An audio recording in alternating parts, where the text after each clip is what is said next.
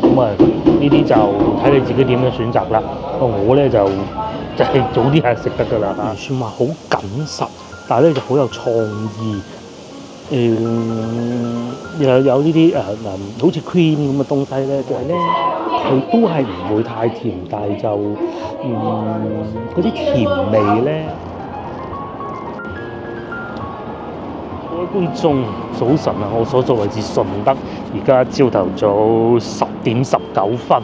我相信咧如果有考慮到農曆新年翻嚟內地遊玩嘅，咁你淨係諗住喺大灣區咧，順德應該係一個唔錯嘅選擇嚟嘅。除咗你有喜歡去廣州以外，順德都係唔錯嘅。咁啊，今集影片咧就帶大家嚟順德玩玩食食啦。一站咧就會去嗰度餓鬼食早餐咧，嗰度係冇錯，早餐啊！我仲未食早餐嘅，不過佢未開門，佢10點半先開門，仲有幾分鐘。咁講下住宿先啦，我喺前邊嗰個斑馬線嗰度過嚟嘅嗰度我嘅車停咗喺嗰度。咁喺呢度附近咧係好近清暉園㗎，附近咧有2個酒店都係唔錯嘅。前邊有間叫怡尚酒店，我啱先亦都去問過啦嚇。好少喺外邊住呢個酒店，不過咧個價錢亦都唔係好昂貴。譬如好似呢個咁219，我算你農曆新年早啲 book 咧，其實農曆新年佢唔會加價好多，係廣州酒店先至加價得多㗎咋。咁又或者如果你喜歡大酒店嘅，咁皇帝酒店啦，一聽個名就好好記啊。咁即使係皇帝酒店咧，價格亦都唔係極為昂貴，也就係貴少少285嘅啫。咁呢啲係大酒店嚟嘅。咁你喺呢度住咧，我亦都問過啦，無論你揸回鄉證啦，又或者係護照啦，合法嘅旅遊證件都可以入住得到㗎。咁好方便，好方便嘅。可以喺度住酒店，朝頭早瞓醒，你唔知瞓醒幾點㗎嘛，係嘛？嚟呢度食個中式點心又得。咁我推薦梗係前邊有餓鬼嘅，就好似我而家咁樣，我去前邊等佢開門咯。乎咧喺後邊酒店門口仲有停車。如果你話我港車北上喎，即係農曆新年翻嚟玩喎，停車冇咁方便喎，嗰度都有得停嘅。酒店就5蚊1個鐘。咁如果你係停路邊嘅咧，好平嘅咋，2蚊。前邊餓鬼咧，哇！佢排隊㗎啦嚇，咁凄涼嘅咧，快啲過去排隊啦！真係排隊咯喎，已經我仲懶之油咁添，唔中意食燒鵝咪雲吞麵咯，不過呢度人少啲嘅。一個推薦係咁嘅，如果你係冇揸車嘅，咁大多數觀眾相信都冇揸車嘅啦。喺廣州過嚟咧，滋滋油油咧，1個鐘頭咩都到㗎啦嚇，係好滋油嗰種啊。咁甚至乎如果你係喺廣州南站咁計咧，過嚟打車過嚟都唔係好吃力嘅啫。佢準備開門啦嚇，過去等位先。呢度咧就睇到佢價格啦。咁雞髀飯30蚊，雙拼就會有叉燒豉油雞。嚟到呢度梗係食燒鵝㗎啦。咁首選就燒鵝飯咯。咁我會食個燒鵝飯。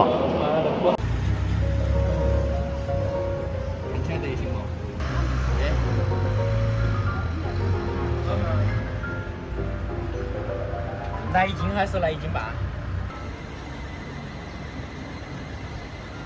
終於咧等到佢哋開門啦，已經排隊咁多人啦。我前邊有10個人啦，嗰邊咧都排滿人啦。呢度梗係食燒鵝㗎啦，咁你係中意食好啲咪燒鵝飯咯。鵝髀飯48蚊，咁燒鵝飯就只需要20蚊嘅啫，湯就任飲嘅。或者咧你可以要叉燒啦，如果人多嘅話，或者好似呢個咁嘅碌鵝都唔錯，呢個係碌鵝嚟嘅。咁右邊呢個咧就係鵝腳翼咯，鵝一定要新鮮先好食㗎，所以咧一早嚟排隊唔係冇道理嘅。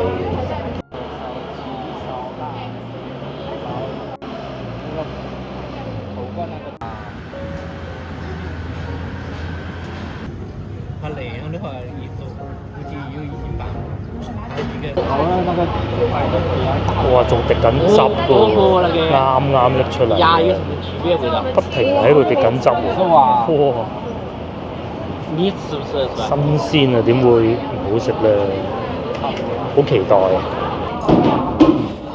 早起身咧就有好嘢食啊！我食要咗一個燒鵝飯，28蚊，有飯嘅，有菜嘅，然之後湯咧就喺嗰度自己飲到你夠為止都得㗎啦。不過我建議係唔好飲咁多，咁啊茶都係有嘅，熱水各種都會有嘅，甚至乎你要汽水啊，你飲用水樽裝水啊都有嘅，湯好似仲幾好添嘅，因為忍唔住啊，要畢咗碗湯。花生眉豆雞腳應該係嘛？個雞腳咁嘅喎，呢個真可謂係順德嘅排隊喎。陣陣咧就會坐滿人啊，同埋係要搭台㗎。強烈建議大家兩個人嚟揀翻張台咁啊，坐得舒服啲咧。而家咧差唔多11點啊，呢個咧就係我早餐啊、午餐啊。佢哋係咁樣嘅嚇。首先咧你專門指定部位咧，咁啊買鵝髀啦嚇，咁啊貴啲當然係。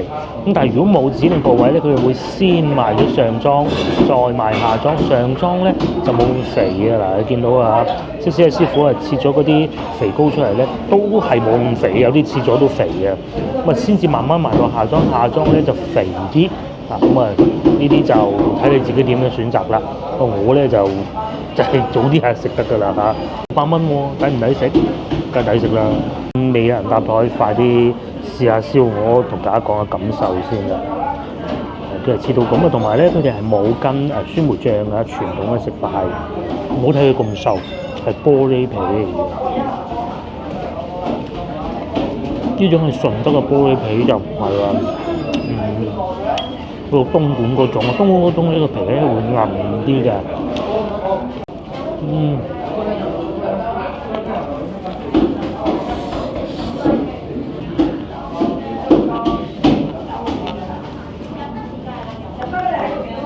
而且咧份量都唔少嘅。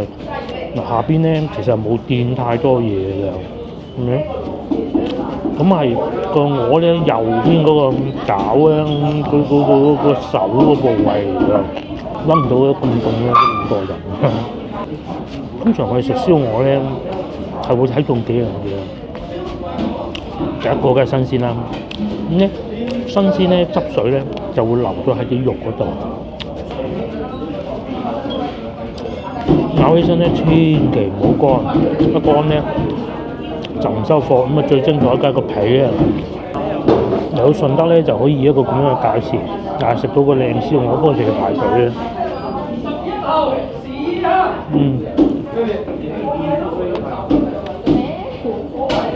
長期都要排隊喺呢度，嗰種香脆嘅感覺咧，但又唔邪惡嘅喎。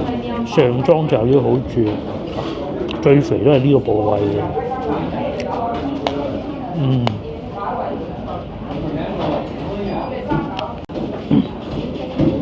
爭啲唔記得同大家講，阿夫人咧太凍啦，冒出嚟。佢哋啲五香粉用得都唔算話好濃好多咁啊，不是，唔好太鹹。呢嚿好食啊，係咪？哇！先能喺門口等嘅時候咧，已經睇中咗呢一嚿。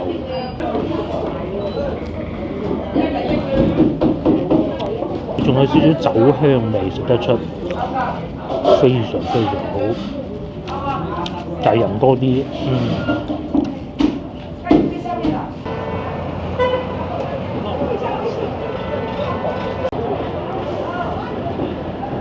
我食飽飽，大家睇上個點我夠滿足啦。你係未食過一種燒鵝係咪？係我未食過一種燒鵝咧，佢係仲有米酒嗰啲香味㗎。可能呢啲就係佢獨門秘技啊！好過癮，咁但係又唔會食咗話開唔到車嗰種啊，個人啊暈下又唔會啊。佢咧少少嘅啫，但好似我而家食完咁咧講嘢，佢仲會有啲米酒，因為個肚個胃熱㗎嘛，滲翻出嚟，哇超正！怪唔得咁鬼多人排隊啊！前邊呢個歌記啊，啱行出嚟呢個睇唔睇到？就同我搭台喎，費鬼閃人哋啊！點翻支靚煙先，咦，窩味道咁啊，其實好多都係遊客嚟嘅，但係都不乏本地人啊嚇。就係先頭講點翻支靚煙呢個歌記啊，佢應該係隔離做工程嘅啫嚇。咦，幾過癮啊！大家有機會翻嚟試下。咁但係咧就早啲嚟攞位會好啲咯。咁啊，如果我嘅建議就係、你真係住隔離嗰啲酒店咧就得㗎啦。咁你一食飽飽啦，即刻打車又去下一個地方。咁咧，我下一個地方咧就會去金榜上街嘅。咁你如果係人多嘅話，打車又得。都好似我咁諗住，食到咁飽行下又得。咁喺呢度行過去咧就唔係極近㗎，都10零分鐘㗎。個幾開電雞過嚟食嘅。佢係啲本地人啊，佢淨係飲湯飲咗2碗湯，咁啊食嗰個28蚊嘅飯，會真係翻嚟試下。豐儉宜人啊，唔係話一定要食啊100幾廿蚊先落到樓嗰種，甚至乎好似咧兩個靚女咁啊嚇，你準備坐高鐵嘅話，你買定一袋喺高鐵食就得。不過咧就唔好俾佢隔離車廂嗰啲人聞到咯，咁咪都幾麻煩嘅。好好，真係非常好。至於喺呢度去金榜上街咧，步行啊，我講下14分鐘就到嘅。咁我決定步行過去嘅，因為架車喺前邊停住就唔好走啦，係咪？過去先講啊。喺呢度一路行，呢度裏邊咧做工程啊，都幾嘈。就係呢度嘅，裏邊其實都好多美食嘅，不過搞到掘爛晒啲地咯。你唔喜歡食燒鵝，咁啊一樣都係會有不少美食㗎嗱。竹升麵啦，又有呢度咧又有得飲茶啦。喺內地咧嗰啲路牌啊，上邊嗱你睇下嗰度嚇，金榜2個字咁咪知道哦，金榜上街啊。右邊有個啡色嗰個咧，清暉園2.3公里，西沙廟2.1公里，咁你咪自己決定咯。哦，你話如果天氣好熱嘅，我根本都唔想行，我打車啦，唔使話係都要4個人先平嘅，冇嘅，去10蚊8蚊就到得到嘅啦。就係咁。呢個酒店咪唔係好新啊，但係如果你住呢個酒店一落嚟，咁你就可以食到靚燒鵝咯。先同大家慢慢講啦，去到嗰度有啲咩食咧？梗係順德小食啦。先頭我已經忍住冇食咁多飯㗎啦。先頭我講啊，宜上酒店咧就係呢一個啦，都幾易認㗎咋。咁佢前台咧就喺嗰幾棵樹嗰度，有交叉位嗰度嘅。咁啊，一入去咧都幾企理嘅，我啱先入去問過啊，就喺呢度啦。宜上酒店咁，我哋未住過呢個牌子嘅，但係咧佢都越開越多，喺我哋屋企附近咧都有一間分店㗎。呢度咁啊，前台都幾闊落嘅。咁啊喺內地咧，你係可以咁做嘅，我哋都試過不少。就係你叫個外賣攞翻去酒店食咯，係得㗎。咁有啲外賣咧，佢仲會幫你送到門口擺上嗰個機器人嗰度，同你送上樓咯。一樣咧，大家就要注意啊嚇。先頭咧，我哋去食餓鬼嗰度咧，佢係冇外賣服務嘅，係啊，係冇㗎。同埋開工時間，大家要留意翻咯。咁啊，到時摸門釘就弊㗎啦。酒店咧行上係幾步咋，係啊，係幾步咋。咁呢度又有小食啦。咁啊係食腸粉啊、雙皮奶嘅。如果你覺得都未夠正宗，呢個大名應該聽過啦，馮筆記。咁啊，你喜歡入到去金榜上街食又得啦，你喜歡喺呢啲老字號食都得嘅。馮筆記喎，之為鳳城第一麵家呢間啊，不過燒鵝食得太飽啦，都係唔會住，留翻下次嚇。呢度咧同大家科普下先啦嚇。喺順德咧，你嚟到2個地方，你係會去㗎。第一個咧就係金榜上街。金榜上街咧係食小食嘅，雖然好多人都話順德本地人都話嗰度啲遊客店嚟嘅，唔好食。咁你作為遊客，其實去下都不妨㗎。我作為遊客覺得咧，都唔係差到咁嘅啫嚇，有啲都值得一試嘅，有幾間。咁第二個咧就係清暉園。清暉園外邊嗰條路咧，嗰啲小食咧就大可不必啦嚇，除非你係好喜歡得一檔牛雜檔，應該叫偉記韋小寶嗰個位咧，係嗰個牛雜係 OK 嘅啫，其他都忍住咯。我建議你，因為有咁多好嘢食係嘛。咁然之後咧，但係咧佢哋咧連通嗰個通道咧係好難行，你要爬過一座山㗎。咁我嘅建議係你睇你嘅飽唔飽啦。如果你係好想而家即刻食小食嘅，咁你就去金榜上街，打車去金榜上街牌坊行入去咁就得㗎啦。我睇緊你中意邊間係邊間，咩雙皮奶啊、梯底牛乳啊咁嗰啲啦，係嘛？咁如果你話我要係行清暉園嘅，咁咧你就打車去清暉園，佢的士哥哥會話俾你喺邊度落車㗎啦。記住兩個地方咧，如果你淨係用隻腳行咧，係都幾吃力嘅。尤其如果到夏天嘅話，記住啊嚇！開多咗好多新鋪喎，我記得呢兩間都好似係新開嘅，可能我記錯啦嚇。嗱呢間就仲有出前一丁丁麵食啊，咁有趣嘅咧嚇，9.9真係星記，但係裏邊冇人咯。行咗幾步路就喺逢北記前少少啫嘛。嚟到呢度咧，咁你就知道，咦嗰個位置睇唔睇到嗰個位置就係入去金榜上街嘅地方啊。咁啊呢度有個體育場嘅，行咗幾步路係咪？我哋喺呢度行過去。如果唔係因為食咁多，我係會揸車去，仲快啲。但係咧就各位港車北上嘅觀眾，如果你哋係揸車嘅話咧，就要留意啊。其實有時候可能幾難揾車位，好似今日咁就容易揾啦，好容易揾啲車位。但係去到節假日咧，停車好吃力嘅呢邊嚇，記住。呢度仲有潮萬酒店添，我就未住過啦。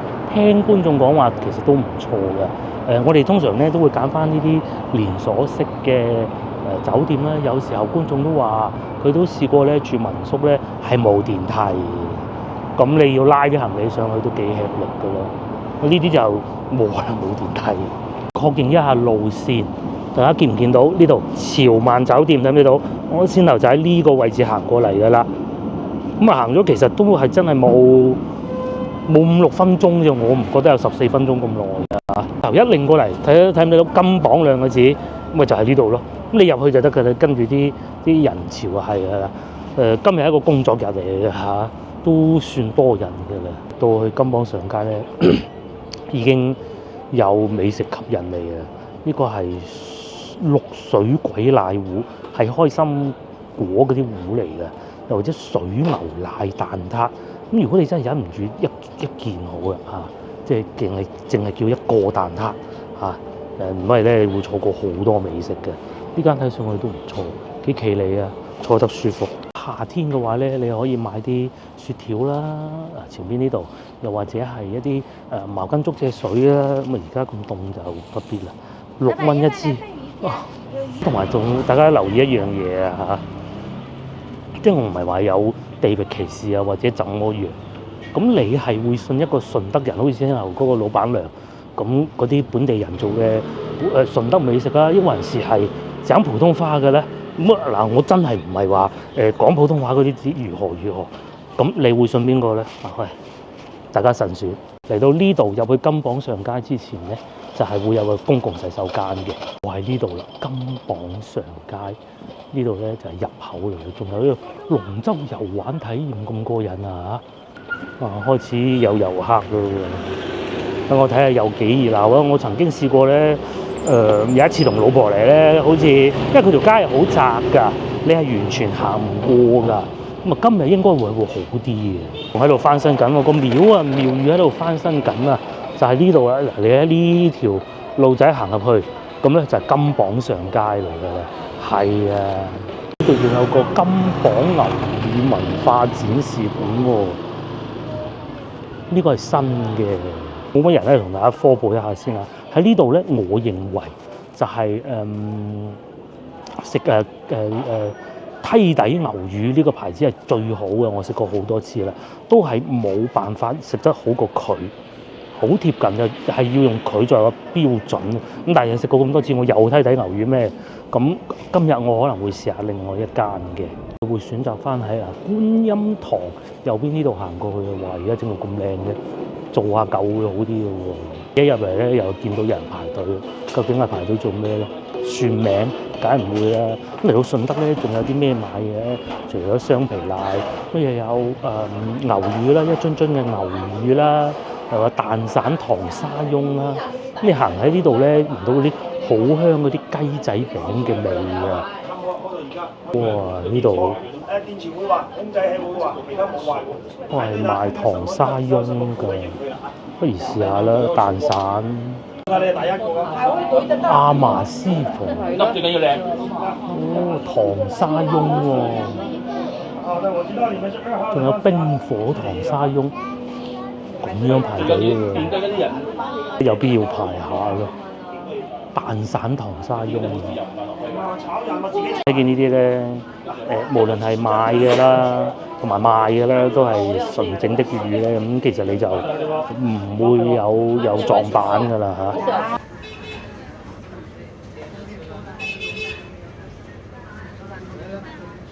来排队的，不用排队的，付款就可以了。收到。能吃甜吗？一般。少一点。啊。那这个哎呀，连粥的了。啊。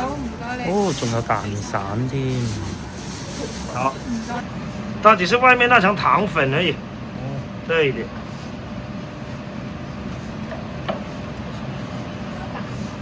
我買咗啦，3粒22蚊，係糖沙翁。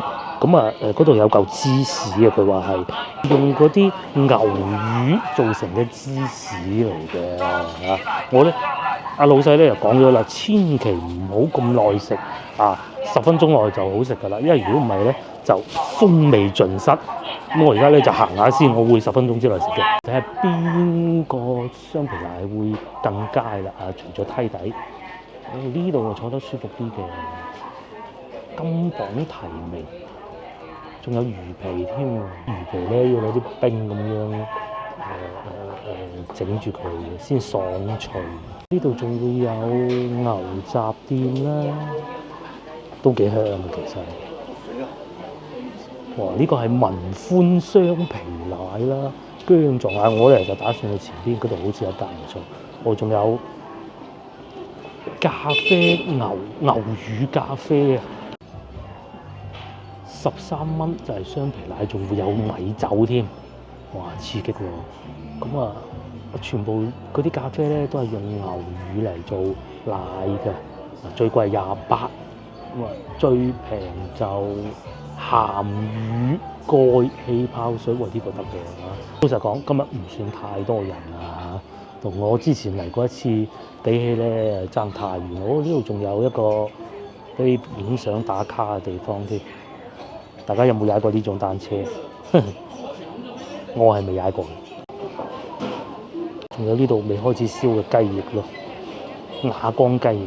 唔好睇到每間店門口好似咁細喎，裏邊咧係好大啊！譬如好似呢度咁樣啊，裏邊有位坐，仲幾舒服㗎，係咪？個地磚又係好懷舊嗰種。咁你肚餓食個燒雞翼，咁然之後咧就飲杯飲品咁啊菠蘿冰咁咪好咯。雞仔餅賣，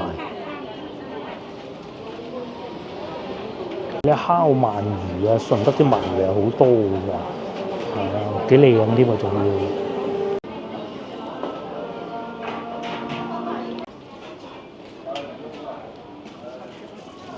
呢度都仲有一個食陳村粉嘅喎，撈起陳村粉又有啦，魚麵啊，佢哋魚麵都好出色嘅。水牛奶咧就咁一碗擺喺度嘅，雙皮奶仲有個榴蓮風味添，連粽都有得賣添。粽呢啲咧好食就歸好食，一食你就飽嘅。啲咩咧？10蚊粽啦，雙蛋黃肉粽啦11隻。綠皮綠豆肉粽。老細就喺後邊包緊咯。呢度仲有一個豬腳薑添，18蚊一碗。又係排晒隊咁嘅喎，埋一座山咁啊！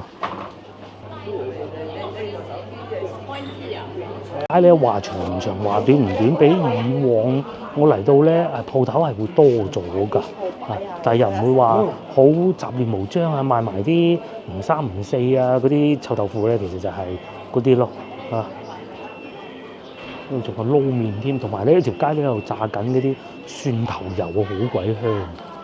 呢度又多人喎，行下先。哇！你係咪好多選擇？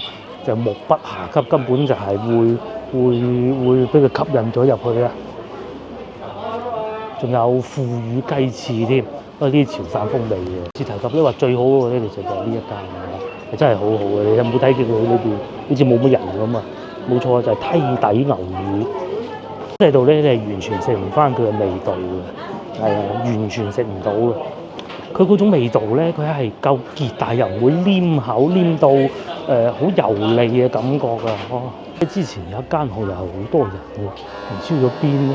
好似呢幾個位㗎喎，點解會變咗呢啲嘅咧？呢個都仲好啲啊！菠蘿包，睇下前邊先，好似喺前邊嘅。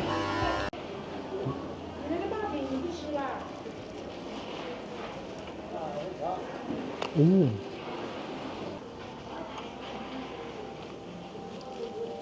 呢個可以俾你一路行一路食嘅。嗱，我食過最好嘅，最好嘅糖沙翁咧，就喺佛山禪城。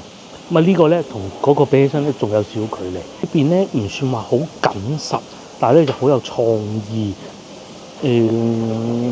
又有呢啲好似 cream 咁嘅東西咧，其實係用牛乳鹹牛乳做出嚟嘅。cream 嗰啲咧係真係有少少鹹嘅喎，好鬼過癮嘅。每日食到咧好似好油膩嘅感覺，幾平衡。不過咧呢個價錢就稍微貴一啲啲咁多啦。外邊係有少少脆嘅。咁啊嗰啲砂糖咧，咁就老細問你食唔食得多甜啊？因為食得咁佢就會俾多啲你嘅啦。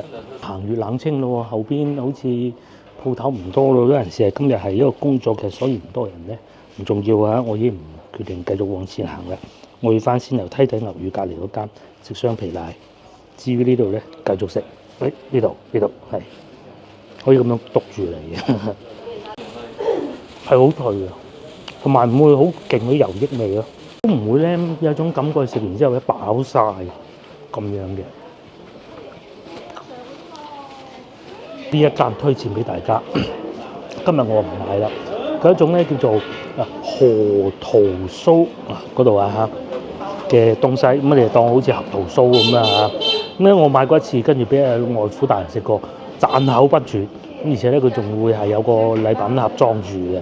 非常非常之好，外父都話好，咁就真係好㗎啦。我今日唔買啦，好食嘅，兩樣都好食。呢個食晒啦，又好食，嗰個餅又好食。佢仲有個包裝咁合住咁樣嘅咯，幾好㗎嚇，又唔貴，好似20蚊嘅。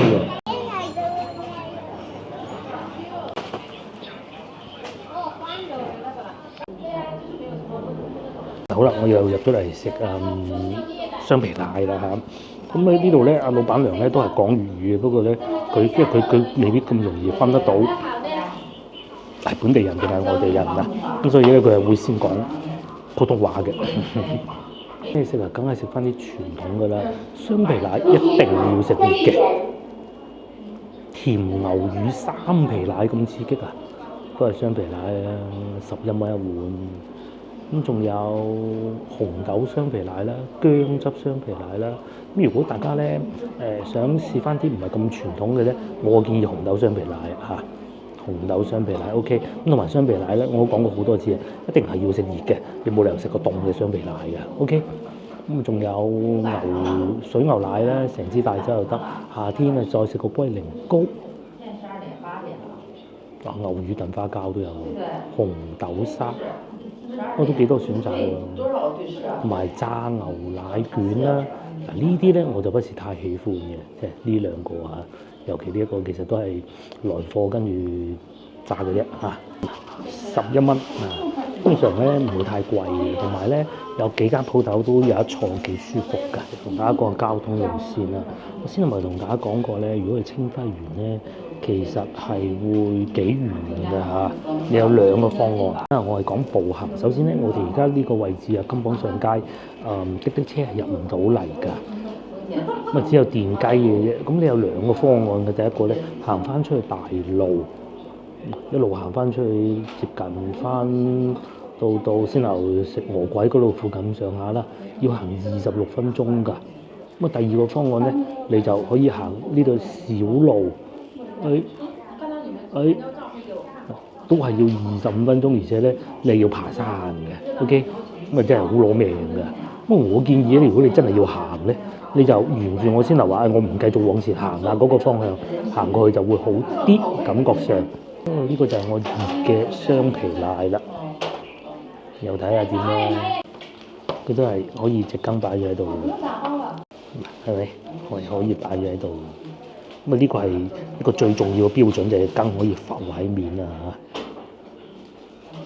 都可以啊，係再唔可以喺得金榜上街。如果係裝假狗仔買到好難做得到落去。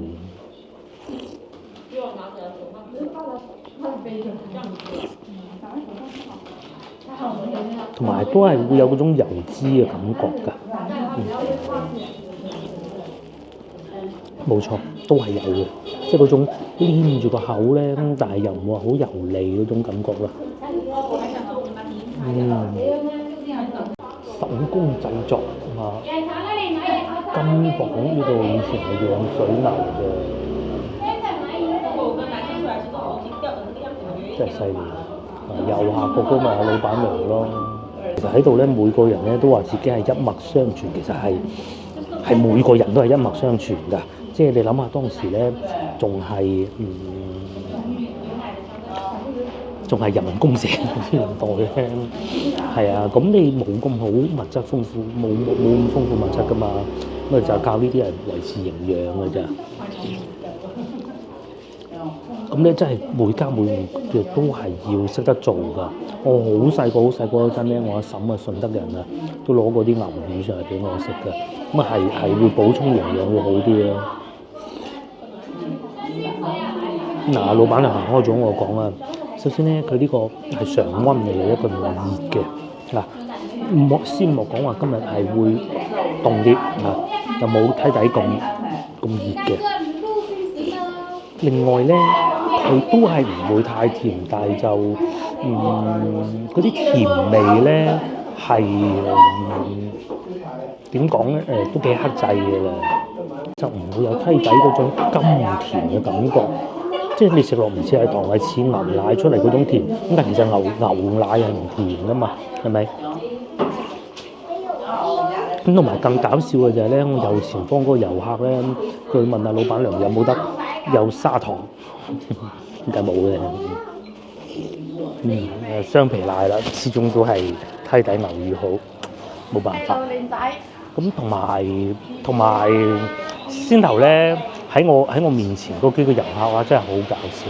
佢話唔夠甜，嗰啲雙皮奶同埋水牛奶啊，嗰會落去逼下老闆娘啊，要攞啲蜜糖出嚟啊！佢話要有冇砂糖，咁老闆娘話冇嘅，蜜糖得唔得啊？咁樣，唉，大家翻嚟千祈唔好鬧呢啲笑話。哎呀，原來咧我想揾嗰間喺呢度，咁金榜歡記牛乳，冇辦法啦，下一次啦。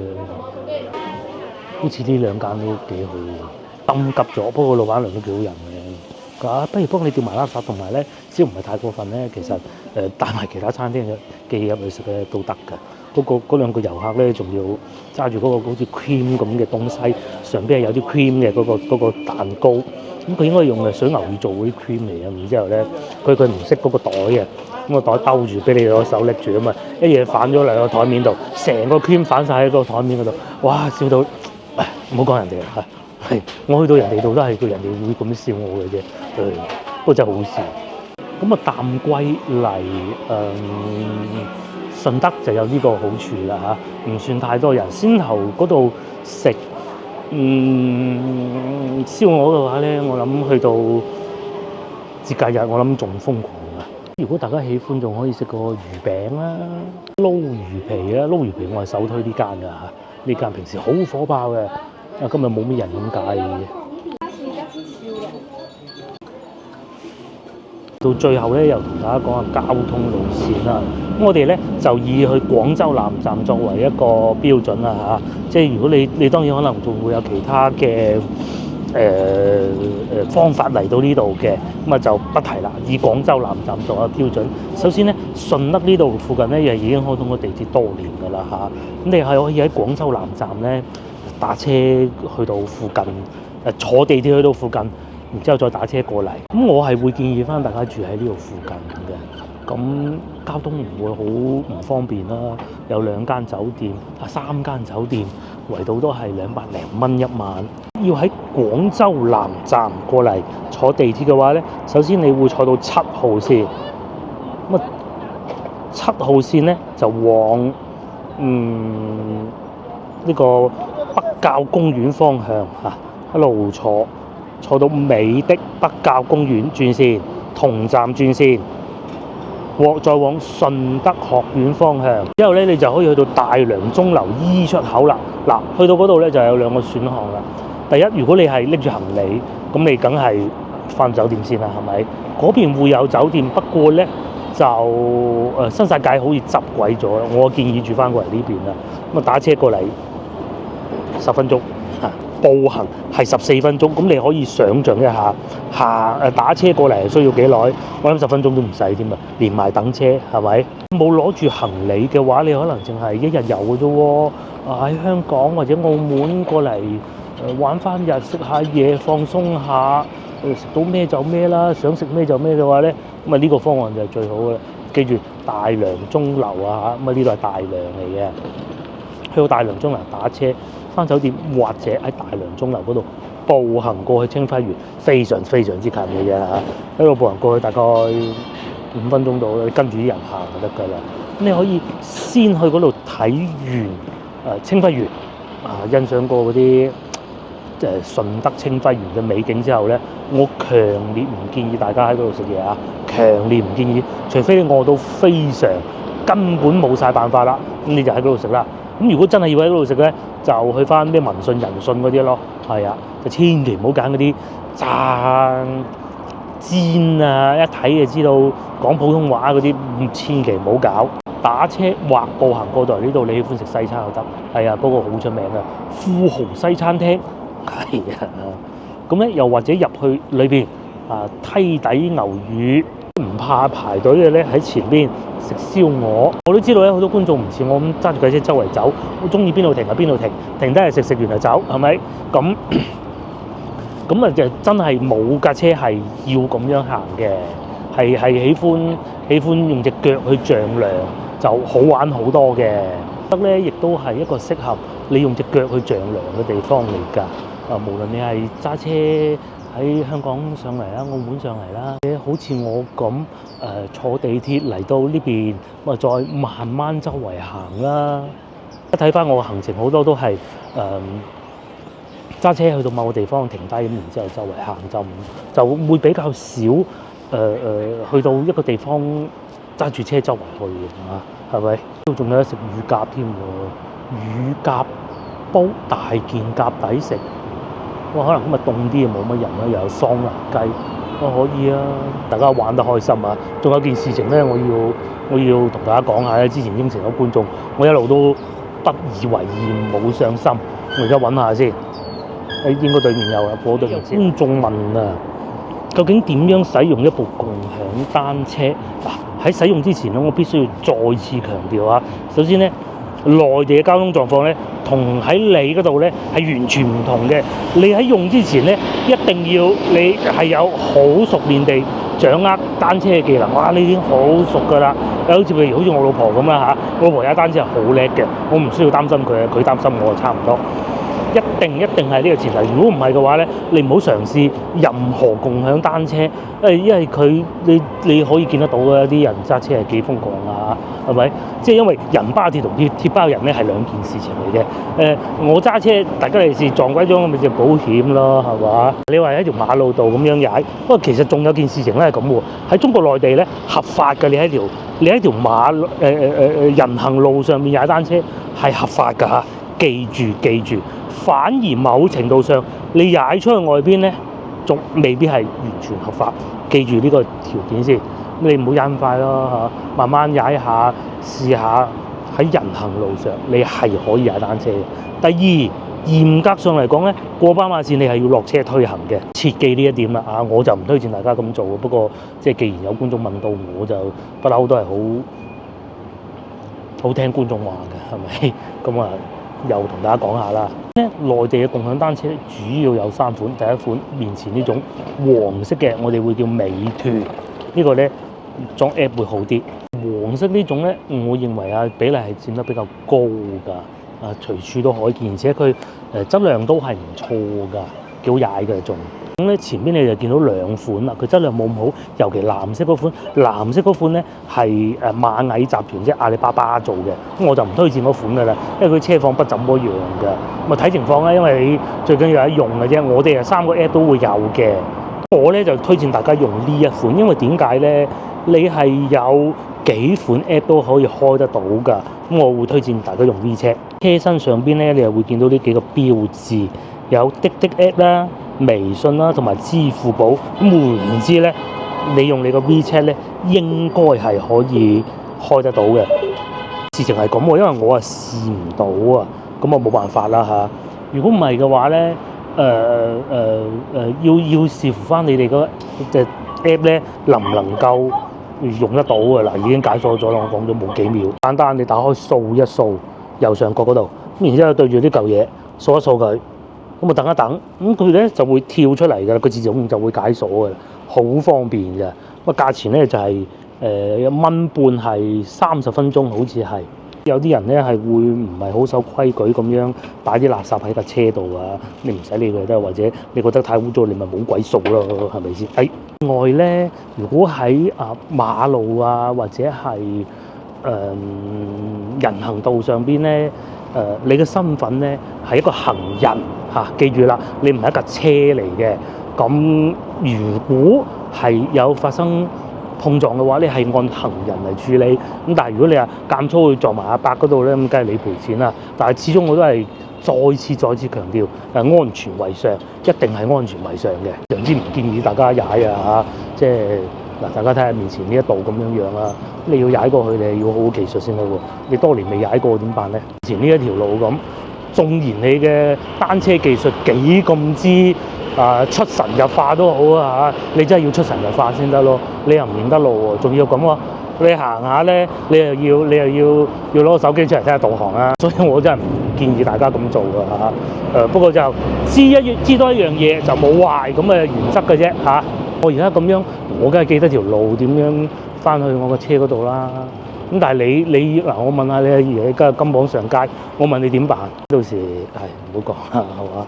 唔建議。不過咧就都係嗰句啦，識多樣嘢冇壞嘅。同埋仲有一個訣竅係咁㗎，就係咧單車嘅話咧，即係人力車、腳踏車咧，就原則上基本所有地方都可以停，可以還車，除非佢話唔可以，大部分都可以㗎啦。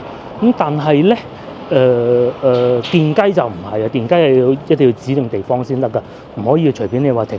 咁如果你喺唔指定嘅地方停咗車嘅話咧，咁係要付額外嘅費用嘅，通常係5蚊。一直強調你踩車要小心。嗱，你睇呢度你點過？我又問你啦，係咪先？你咁粗喺中間個刮咗人哋架車賠錢，你係好似我而家咁兜出外邊，車懟埋嚟嚼咗我，咁樣你唔通叫個靚女埋單啊？嚇，不可能噶嘛！我覺得呢一個環節咧係教大家千祈唔好喺內地踩單車，就係咁解。好似呢啲路咁樣開得好快啊，真係冇必要。我都還咗架車先啦。一還車你就咁樣做嘅。首先咧，你會睇見呢度有個綠色呢個字，此處可停車。每個 app 都唔同，但係原理係一樣嘅嚇。嗱，我淨係講咗4分鐘，你只要撳還車，咁佢就會確認還車。先頭咧，佢就係幫你睇下呢度還唔還得到車喎？得，咁啊嗱，已經還咗啦，咁啊扣咗我1.5蚊啦。同樣咧你其實擺邊都得嘅，只要你唔好擺喺馬路中間就冇問題啊。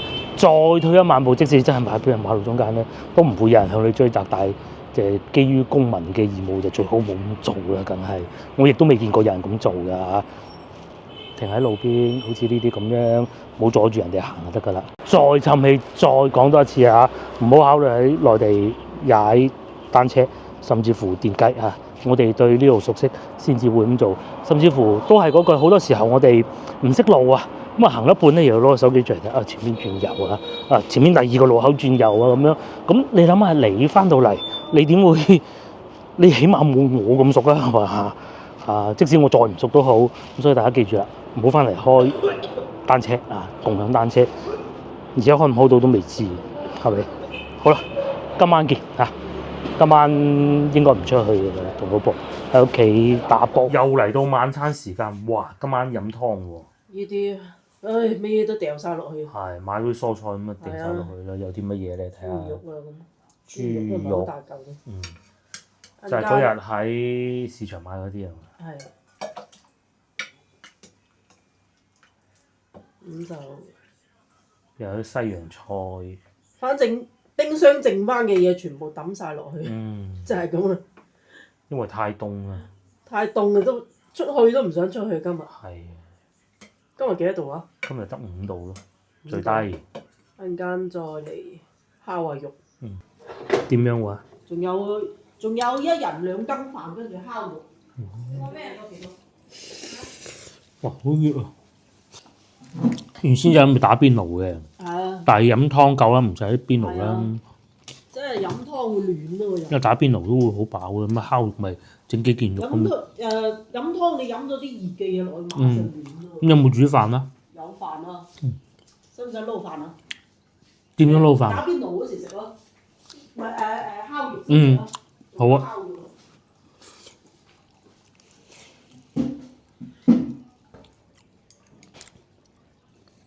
仲有白蘿蔔、紅蘿蔔，夠晒健康啦。呢個爐近期出現嘅機會比較多啊，因為凍啊嘛。因為都係食翻琴晚嗰啲嘢，而家先熱下佢先。熱下個鑊先，等一等。至於飯呢，非常之少啊嗱，3筷子就已經係食晒㗎啦。如果個口大啲、擘大啲就5啖咯，差唔多啦。其實都有1碗㗎啦。咁啊，同琴日一樣嘅版本啊，冇乜特殊嘅啫。因為觀眾問嗰啲肉咧，切之前有冇洗過？切之前？係啊。邊啲肉啊？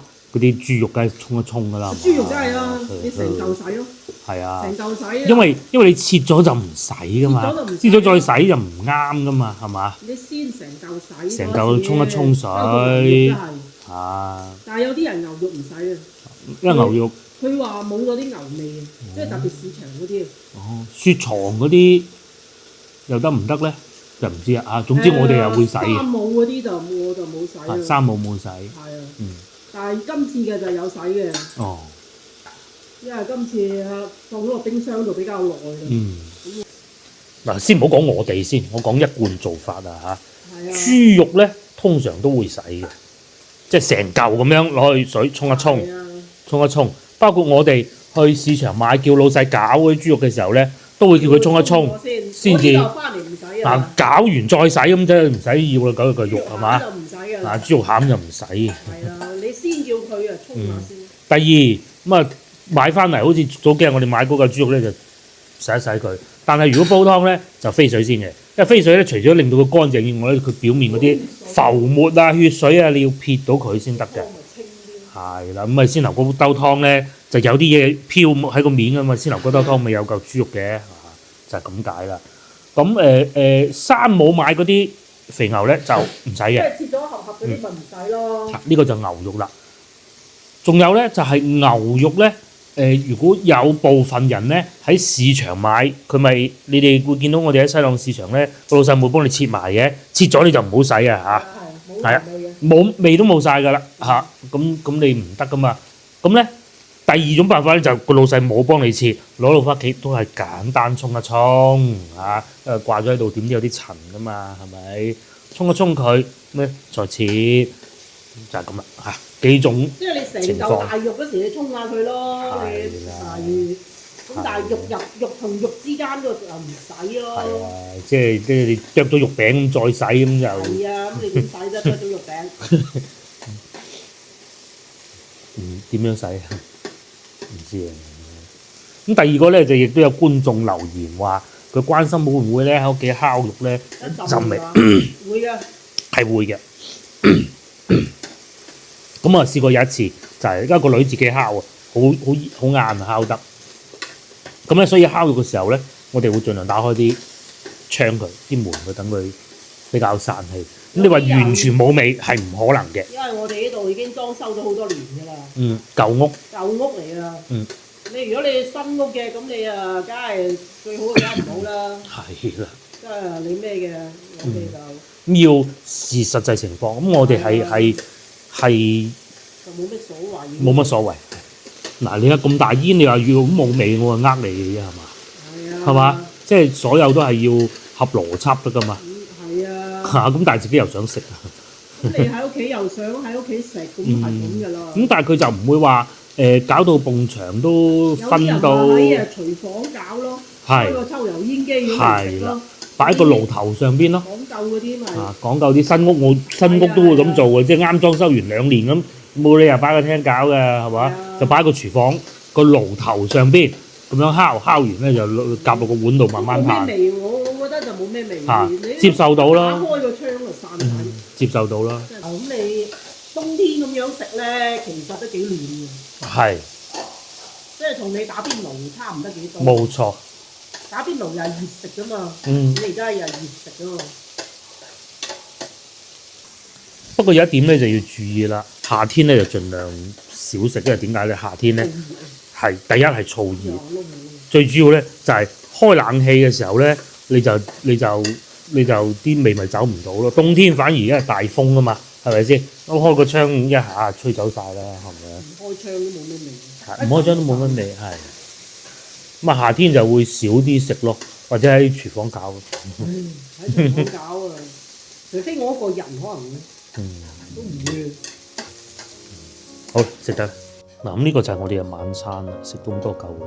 先頭食咗菜啦，呢度係肉，仲有米飯，夠㗎啦。